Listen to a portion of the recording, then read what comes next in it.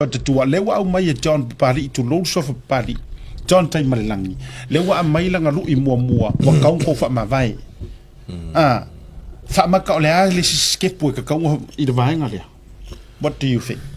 Paula fo tuanga seta le tulanga fo le o sta on fu se policy. I tonu fo le manino tonu le Samoa Law Society. E whasatau le wala whaia ini la to public statements. O le ungas whamtalanga ina ia mauti noa. O le ale tue tūla I maise tūlanga whapeni lumana. Wa le whautuanga le fia whaaleo atu I le waenga le sa whailtus. E whatau al tūlanga le o le consultation. Ia mauti noa tala noa uma suisu fono uma. Au le tuina atu ia se lato tusi.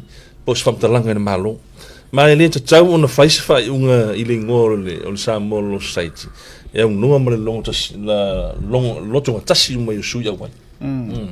Ia pe o le si fautuanga fo le tulanga le fatuma wina pe tulanga le neutrality.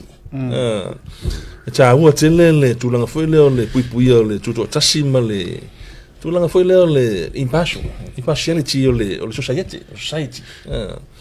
Lo le tala a faie a fai fōringa mai e ona I whainga whapurkiki. Ia e whai fōringa wha le tonu whatutuanga o tangata e society alo ia.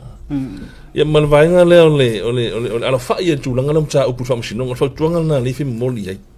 Ia awan I tue whaariani o natu manatu e ono a fia im tā upu ia o lo I lunga whamasinonga. O ngā luenga na whamasinonga. A eno singa luenga na society alo ia I lo una te tunu. Ia maltūlanga maulunga leo le puipuia pe o malu alo ia. Ono ia tau on avem tulanga foile o foi o fate te inga o le tulanga foile o le fai tete ia le fai tu au mal fai o la miusau ia o le la foina o tusi le I mari fa tasi il totele e ono vai ele malu le e ono fa vai ele malu foile o le tension win no ia le lumo se tato tu ia la una fotuanga chat e se policy fa pena na fa tino family no tulanga ia pe ono tau mo Malo fa tai